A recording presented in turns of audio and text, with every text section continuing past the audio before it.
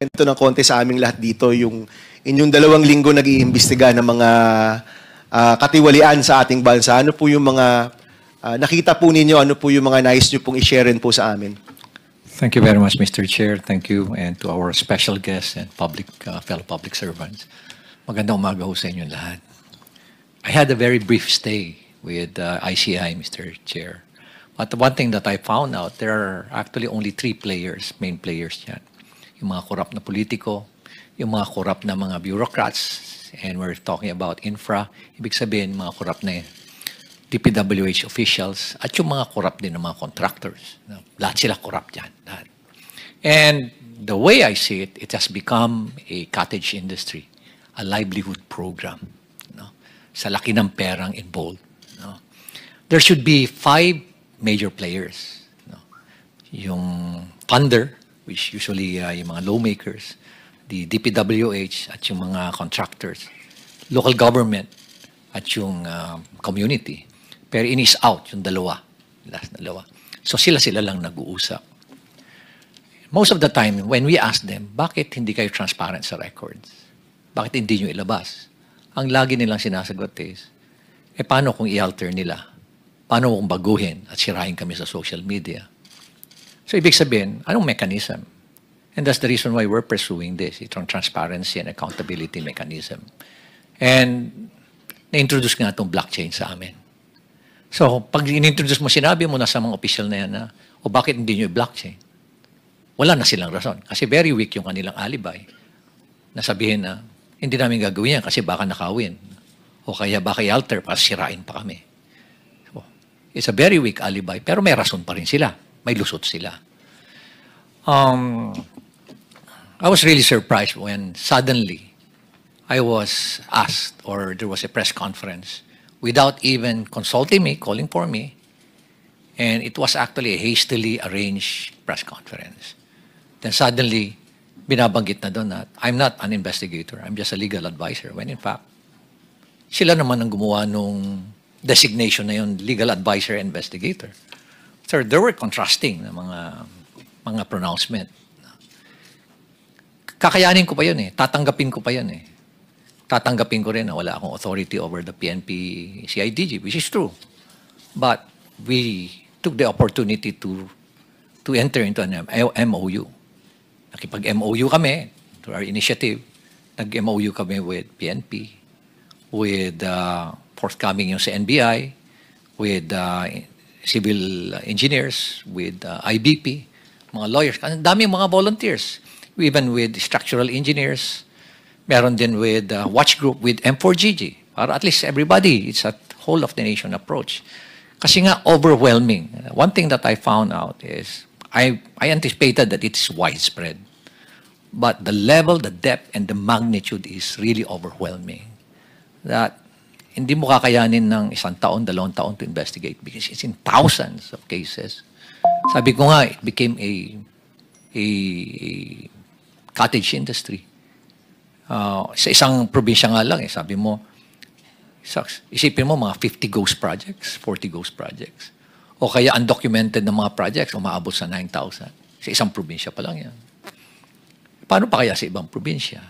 Na ang lumalabas sa NEP for a particular district, 1-point-something million lang ang hinihingi mo. I have the records. Or 2.5 lang sa President's budget. Then suddenly, pagkalabas dun sa GA, bakit umabot na ng mga 21 billion? And nakita namin na talagang prevalent yung kondon, yung mga ghost and substandard projects sa lugar na yun. So what was the intention? No? Hindi naman tayo tanga. Nangyayari dito lumalabas na tanga ang Pilipino, kaya pabayaan mo na lang sila. Hindi na nila mapapansin yan. Nakakainsulto isipin. Nakakainsulto. Okay. Balikan ko uli yung press con na yan. Nilabas. And then, suddenly, tinabi na may conflict naman ako being the mayor and at the same time being a member of the ICI. By the way, I'm not a member of the commission. I'm not a commissioner there. In fact, sila nga yung gumawa ng workaround nun na legal advisor investigator.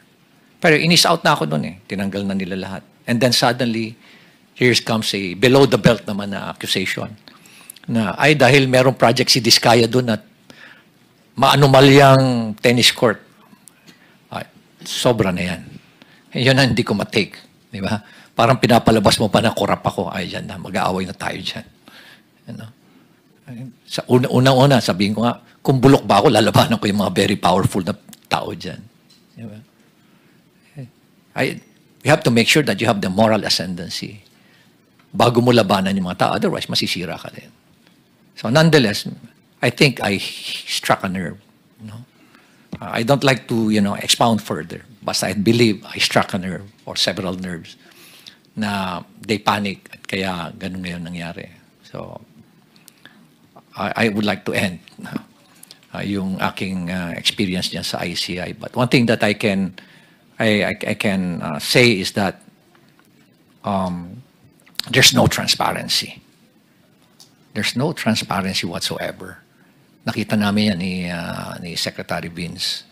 Tinago lahat. No? And they are just so comfortable doing it. They're not afraid. Imagine, hindi man lang nila naisip na paano ang taong bayan. Nakakainsulto pa. At ito nga, lately nga, sinabi pa na yung involved na congressman dyan, si Saldico, he did not abandon it. It was a sacrifice. My God! Huh? Nagdakaw ka ng bayan, kasi sasabihin mo, it was a sacrifice on your part. And it's not an abandonment. Ganyan na ba kababa yung standard natin sa Kongreso, Mr. Chair? Huh? Ganyan na ba tayo kawalang hiya ngayon? Huh? Manhid, di ba? Napaka callousness, hypocrisy. At nakaka-insulto sa mentalidad natin Pilipino. So from there, Mr. Chair, please allow me to read my position paper on why we're pursuing this blockchain initiative. Go ahead. This will just take about 5 minutes, Mr. Chair.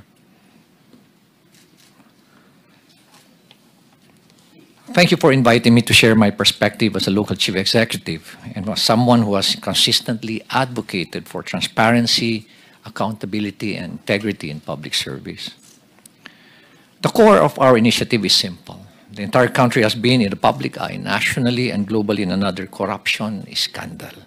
Now, I would like to emphasize the word another, paulit-ulit, because it reflects how often we find ourselves repeating this painful cycle and how deeply rooted corruption is in our country today.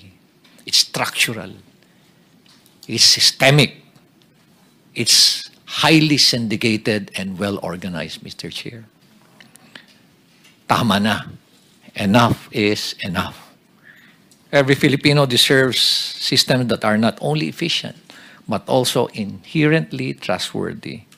And with that, trust must be built on systems.